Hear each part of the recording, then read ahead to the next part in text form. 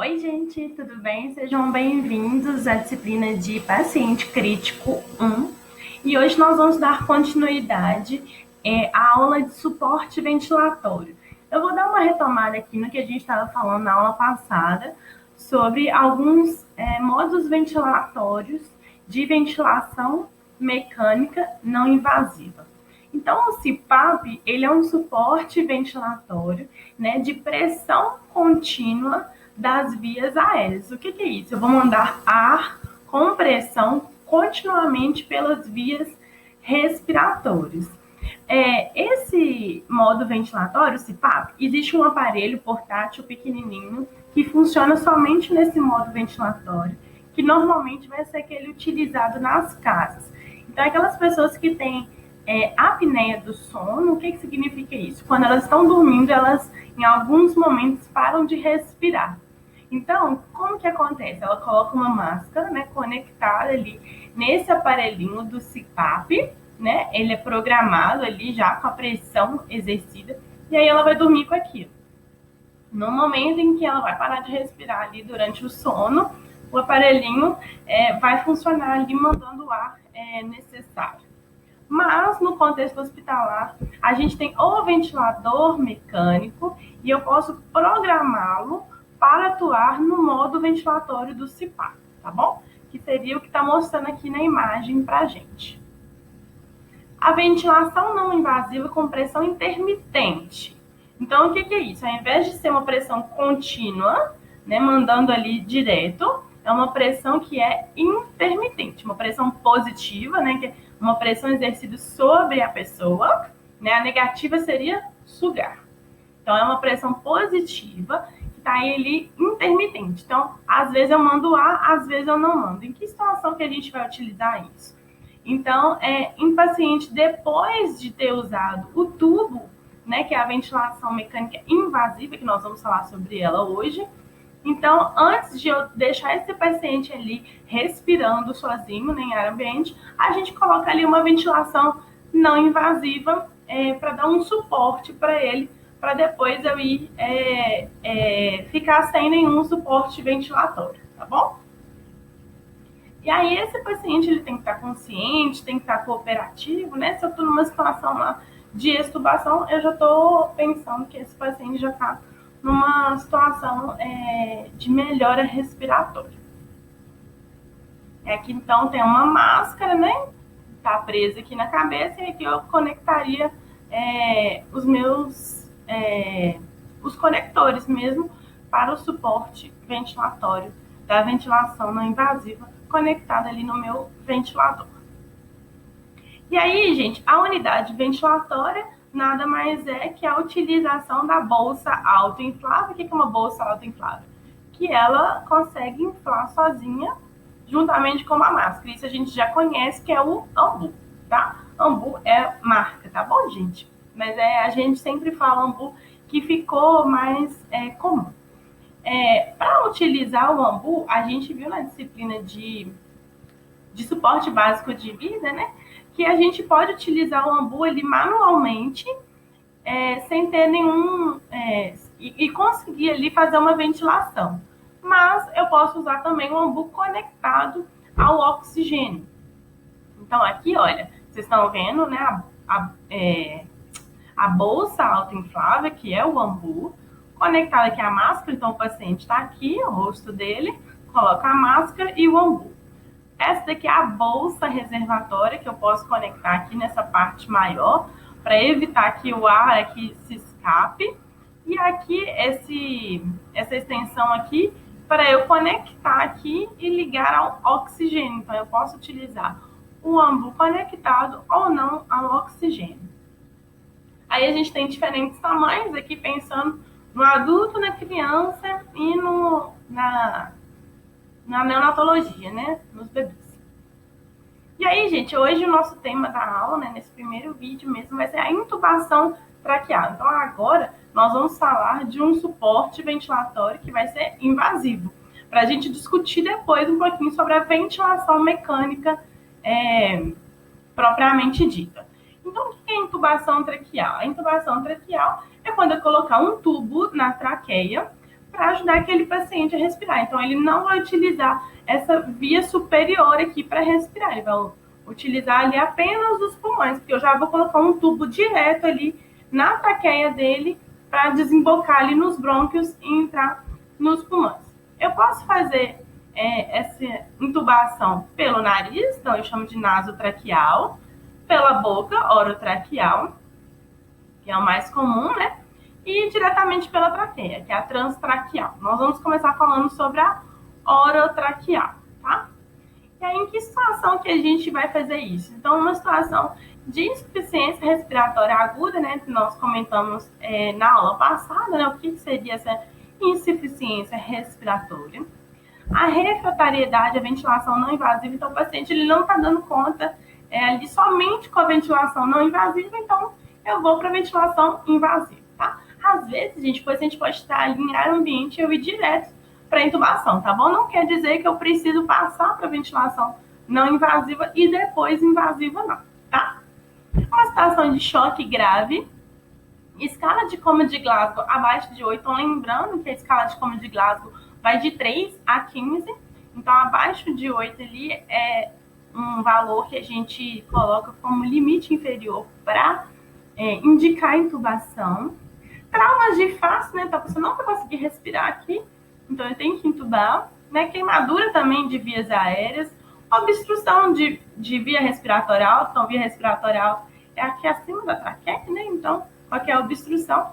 E na situação de anestesia geral, então quando a gente vai fazer uma cirurgia de grande porte, que a gente precisa fazer uma anestesia geral, esse paciente precisa ser intubado. E aí aqui vou apresentar para vocês os aparelhos que a gente utiliza, tá? Esse é o laringoscópio. Então, aqui é onde o médico vai segurar, tá bom? E é onde a gente vai ter as pilhas, que a gente vai ter que olhar se está funcionando. Por que pilha? Porque nesse aparelho, né, no laringoscópio, na parte de cima dele aqui, que é a lâmina que eu vou mostrar para vocês, tem uma luz. Porque na hora que o médico for visualizar ali, ele precisa enxergar lá dentro, então precisa ter essa luz. Então, aqui tá a lâmina. Então, olha só, esse daqui é aquela parte que eu falei com vocês, onde o médico vai segurar, que é onde vai ter as pilhas. E aí eu vou conectar essa partezinha aqui, ó, aqui, e aí vai ficar a lâmina aqui pra frente, tá? Então, essas lâminas são as lâminas retas, tá bom? Essas são as numerações, o médico que vai te dizer qual a numeração que ele quer de lâmina, tá? E aqui tem as lâminas curvas também. Então, também tem essas numerações, como eu falei, o médico que define aqui. Nessa partezinha aqui, ó, é que a gente tem a lâmpada, né, para ele, que vai iluminar aqui para ele visualizar a traqueia. Então, vou montar o laringoscópio. Então, essa parte aqui, como eu falei com vocês, é a parte que vai segurar. Então, conectei aqui a lâmpada para iluminar. Os tubos, gente. Então, o tubo, ele é um material de silicone, né? Ou desse outro material aqui, ó, cloreto de polivinil. É um tipo, como se fosse um plástico, né? Só que mais durinho, né? Que a gente vai introduzir. Tem vários números também. Também é o médico que vai definir qual o número que ele vai utilizar ali, dependendo da avaliação dele do paciente. Em geral, a gente utiliza ali entre 7 e 8. Então, esse é o tubo endotraqueal. Então, essa é a parte que eu vou introduzir no paciente. Então, vai introduzir ele pela boca por aqui, tá bom? E essa parte aqui, ó, vai ficar do lado de fora da boca aqui do paciente. Aqui é onde a gente vai conectar, tá bom? Para poder colocar as conexões ali do respirador. Esse tubo, ele tá numerado, né, como eu falei. Então, aqui vocês conseguem ver o número 8. Aqui também tá escrito 8, tá bom? Esse local aqui, ó, também chamado de cuff, ou cuff, é onde a gente vai colocar a seringa. Então, esse aqui tá do lado de fora. Conecta a seringa para poder inflar esse balonete. Vocês já devem conhecer de sonda, né, vesical, eu acho, de demora. Então, é a mesma ideia. Eu vou inflar aqui de ar para quê? Para esse tubo ficar preso ali na traqueia, senão ele voltaria, tá bom? Então, esse aqui é um manguito. Então, eu vou encher aqui de ar, né? Vai passar o ar por aqui e vai insuflar aqui. Os conectores, então aqui tá o tubo, né? Ele vem assim, como eu mostrei aqui para vocês, tá vendo? E aí, aqui você coloca os conectores para ter lá as vias lá respiratórias. O fio guia, gente, então dentro do tubo, eu posso passar um fio guia, um fio metálico, isso não é obrigatório, mas os médicos utilizam para direcionar ele direitinho ali para o tubo não ir para qualquer lugar. Então, existe esse fio guia. Também a gente utiliza ele para passar a sonda nasoentérica. E aí, esse fio guia, depois de posicionado o tubo, o médico vai e retira o fio guia. A seringa de 20 ml, como eu falei com vocês, para insuflar ali o balonete. E a régua de gases medicinais. Então, esse daqui tá lá na parede, né, do CTI, né? Nós estamos pensando aqui numa unidade de terapia intensiva. Então, atrás ali de cada leito, eu tenho a régua de gases. Então, o cinza corresponde ao vácuo, tá? O amarelo ao ar comprimido e o verde ao oxigênio. Então, o vácuo, para que serve o vácuo? O vácuo serve para aspirar. Então, ele vai fazer aquela pressão negativa, aquele sugador, como se fosse um aspirador de pó mesmo. Então, eu vou utilizar ele na hora de fazer a aspiração do meu paciente. O amarelo, ele é o ar comprimido, completa aqui, ó, comprimido. O que significa um ar comprimido? É um ar com pressão. Então, é na ventilação mecânica que eu vou utilizar ele, que eu quero mandar um ar com pressão para ali abrir os pulmões do paciente. E o oxigênio, que eu vou utilizar tanto aqui na ventilação mecânica, quanto somente ali na oxigenoterapia. A sonda de aspiração, então essa é a sonda de aspiração, tá? A gente vai falar sobre isso numa próxima aula, né? A gente fala de aspiração de vias aéreas. Então, ela vai ser utilizada para a gente retirar a secreção do paciente. Todo paciente que tiver intubado em uso de via aérea artificial, ele não consegue eliminar espontaneamente a secreção. Então, eu, profissional de saúde, preciso ajudar esse paciente realizando a aspiração de vias aéreas. Isso é um procedimento de enfermagem que a fisioterapia também faz. E no contexto de terapia intensiva, somente o enfermeiro faz. A aspiração traqueal, ela é um procedimento que o técnico de enfermagem pode fazer numa condição em que o paciente não está grave. Então, em unidades de internação ou em domicílio, o técnico de enfermagem pode fazer esse procedimento. Vocês vão aprender. Esse daqui, gente, é o frasco, tá bom? Para vácuo. Então, lembra lá da minha régua de gases? Então, tem lá o vácuo. Então, aqui vai ter um dispositivo que você vai ali encaixar, tá bom? No vácuo, nessa parte aqui de trás, tá? Esse frasco aqui não vem conectado assim, não, tá bom? Você tem que buscar lá no material lá do hospital que você for trabalhar. Você vai buscar essa parte daqui, vai enroscar aqui, tá bom? Lá na régua. Vai pegar o vidro, tá bom? Esse frasco coletor.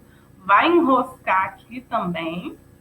E aí, essa parte aqui, ó, que a gente iria conectar para poder colocar ali a sonda de aspiração, tá bom? Vocês vão aprender depois. Essa torneirinha aqui, essa parte cinza, é onde você vai testar o vácuo. Como que eu sei que o vácuo está funcionando? Então, eu montei tudo isso daqui, eu vou abrir aqui, e aqui tem um manômetro para medir pressão. Então, a gente vai ver aqui subindo. Então, você vai abrir e testar para ver se o vácuo está funcionando. Então, você vai ver subindo ali o ponteiro. Daí, você fecha e vai abrir na hora que você for utilizar. Opa! Então, para o procedimento de intubação traqueal, o que a gente deve fazer, né? A gente da enfermagem, como que a gente atua? Então, a gente tem que fazer o monitoramento ali do paciente com a oximetria, né? Para a gente ver ali a saturação de oxigênio e do eletrocardiograma, né? Eu quero ver ali o traçado eletrocardiográfico do paciente. Então, vou posicionar ali os eletrodos, conectar no monitor para conseguir visualizar ali como que está o padrão elétrico do coração. Vou montar o equipamento. Que equipamento? Então, o laringoscópio. Então, eu mostrei para vocês, né? Tem aquela parte lá que a gente segura e a parte da lâmina. Aquilo ali fica desconectado, porque o médico tem que decidir para cada paciente qual que ele vai utilizar. Então, normalmente a gente tem um kit de intubação com algumas possibilidades. Então, o médico vai falar, eu quero a lâmina 2, reta, curva. Daí você que vai montar. E aí você vai testar a pilha para ver se está funcionando, testando ali a luzinha, né? Vai apertar ali para ver se funciona. Testar o cuff. O cuff é o lugar que a gente vai insuflar ali, colocar a seringa para insuflar o balonete. Então, isso também é uma coisa que a gente tem que fazer, tá bom? Testar. E isso daí a gente está utilizando técnica asséptica, que a gente não pode contaminar, tá bom? Vou testar o aspirador também, então você colocou lá no vácuo, né? Conectou tudo e testou, como eu falei com vocês. E nós vamos oxigenar esse paciente. Então, normalmente vou colocar ali uma máscara conectada ali no oxigênio, vou abrir ali aquela partezinha, a torneirinha ali do oxigênio e vou ventilar esse paciente. Por que eu faço isso? No procedimento de intubação traqueal, o paciente ele vai ficar algum tempo sem respirar. Eu vou fazer uma medicação, ele vai parar de respirar, eu intubo e volto a ventilar o paciente. Que aí eu vou fazer já a ventilação mecânica, né? O meu objetivo é fazer ventilação mecânica, não é? Então, o que eu vou fazer? Vou oxigenar ele para ele ficar saturando ele bastante, 100%, para eu tirar o oxigênio, fazer uma medicação endovenosa, ele vai parar de respirar. E aí, nesse momento que ele parar de respirar, que eu fizer uma apneia de propósito ali, ou isso poderia acontecer naturalmente, né? O paciente pode fazer uma apneia lá do nada e a gente intubar, tá? Mas numa situação de intubação eletiva, o que é eletiva? Programada, eu, com a medicação, vou provocar apneia no paciente e não posso deixar esse paciente fazer uma hipóxia. O que é hipóxia? É reduzir demais ali o oxigênio, por exemplo, 80%, 70%. Então, para evitar isso, eu forneço oxigênio antes, tiro o oxigênio, faço a medicação, ele para de respirar, intubo e já faço ali a ventilação mecânica com o oxigênio para ele estabelecer ali o nível de oxigênio do corpo. Então, os medicamentos, né? Como eu falei com vocês, numa situação de intubação eletiva, né? A gente vai fazer essas medicações, né? Então, anestésico, então é um procedimento potencialmente doloroso, né? Então, vou fazer um anestésico. Sedativo, que a pessoa não tem que ficar ali olhando, vendo o que está acontecendo, né? Então, faça a pessoa dormir. E o relaxante muscular, que eu falei com vocês, que é o que vai fazer ali a pessoa parar de respirar, né? Então, vai relaxar a musculatura respiratória aqui, ó. E aí a pessoa vai parar de respirar. Então, quais são esses medicamentos? Então, fentanil, anestésico opioide do grupo da morfina. Então, é um potente anestésico. Para a pessoa induzir ali o sono. Então, o hipnótico, a gente tem tanto o midazolam, que a gente usa muito em pediatria, e o etomidato. Então, são duas medicações diferentes com a mesma função. E a succinilcolina, que é chamado comercialmente de Quelicin, tá bom? Essa aqui é a marca, que é um relaxante muscular, né? Bloqueador neuromuscular. Então, vai impedir ali que a pessoa tenha as expansões aqui respiratórias, né? Vai parar aqui a mecânica da respiração. Como que a gente vai posicionar, então, o paciente? Isso é bem interessante, isso é a enfermagem que tem que fazer. Então, olha, se a pessoa está deitada aqui em decúbito dorsal normal, esse é o posicionamento aqui da laringe. E isso é muito dificultoso para o médico. O médico tem que introduzir o laringoscópio aqui e depois o tubo. Então, esse aqui fica dificultado para ele. Então, o que a gente faz?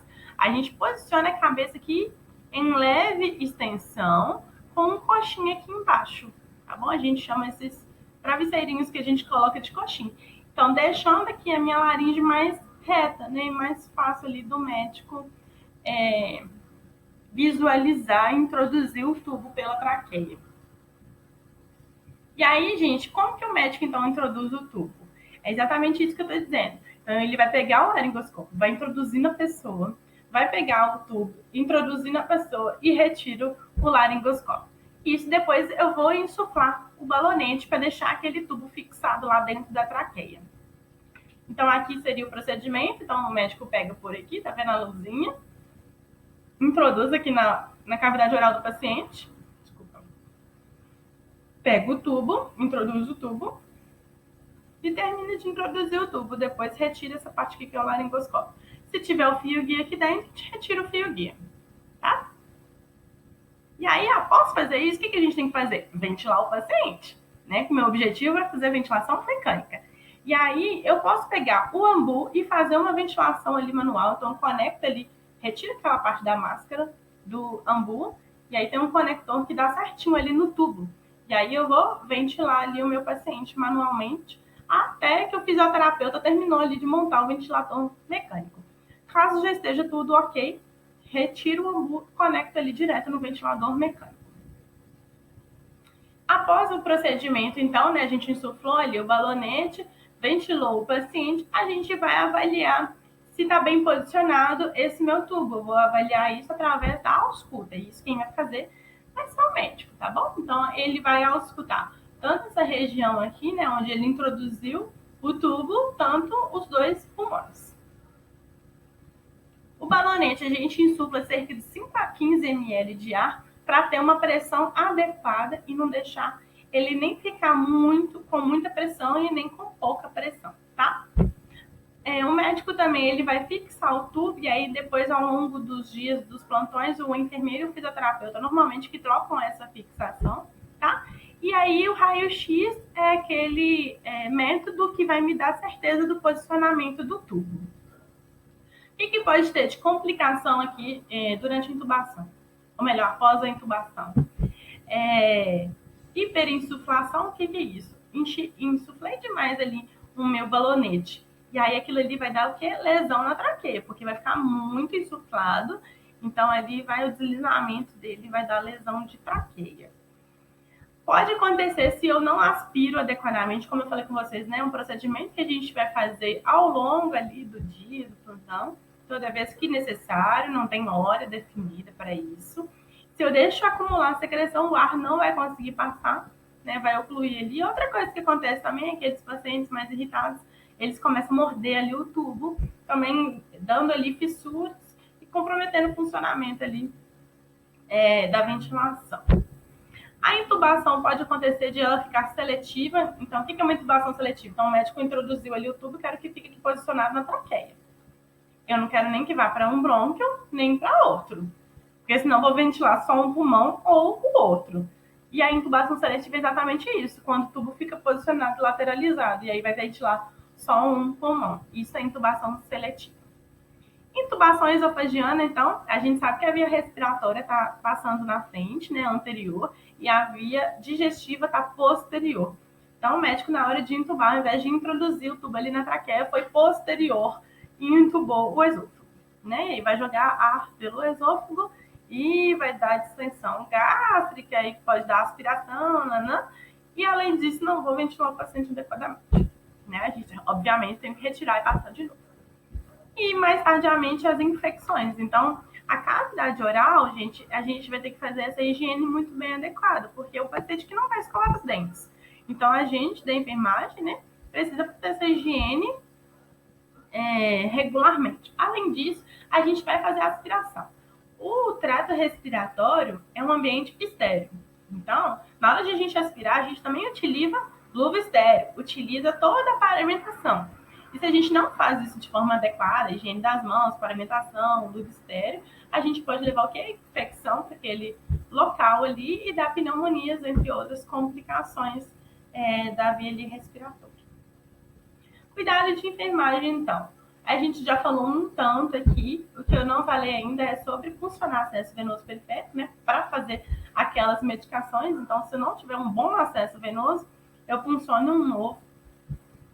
É de nossa responsabilidade, então, preparar material, já falei, o teste do laringoscópio do sistema de aspiração e oxigênio, o posicionamento, remover próteses dentárias. Então, se o paciente utiliza dentadura, a gente tem que retirá-la antes do médico intubar, né? Fazer as drogas, né, que o médico te dizer ali para fazer, né, que a gente já falou quais são, né? O preparo ali do ambu, monitorização do paciente, cabeceira elevada. Então, isso aqui é após o procedimento, né? Então, o paciente já está ali em ventilação mecânica, tem que levar a cabeceira para ajudar ali na mecânica da respiração de 30 a 45 graus.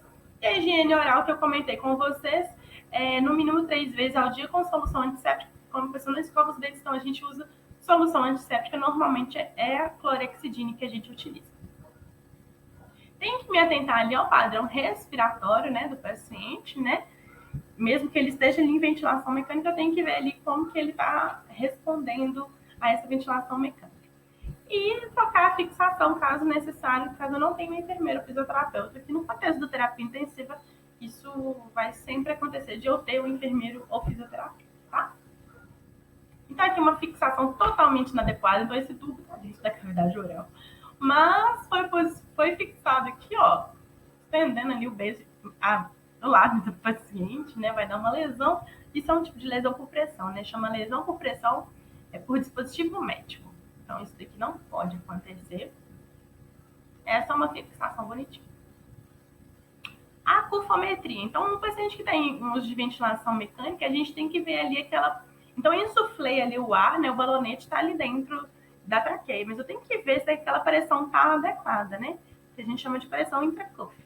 Tem que estar entre 18 e 22 milímetros de mercúrio. E aí, então, esse daqui é o aparelhinho, que é o cufômetro, que eu conecto aqui, ó, para poder medir ali a pressão. E aí, de acordo com o valor, eu vou insuflar mais ar ou eu vou retirar ar de dentro ali da seringa. Por quê? Se tiver pressões muito elevadas, então, como a gente comentou, pode lesionar a traqueia. E se tiver a pressão estiver muito baixa, aquele tubo ali pode deslocar ali dentro, correndo risco até de uma extubação acidental, ou seja, de saída do tubo ali sem querer, além de ter propiciar um ambiente ali de aspiração. Então, se não está bem posicionado ali, vai ter espaço para aquela secreção retornar e a pessoa ali aspirar. Então, gente, aqui a gente termina o vídeo sobre intubação traqueal. No próximo vídeo a gente vai falar de outros tipos de dispositivos invasivos, né? Inclusive a traqueostomia.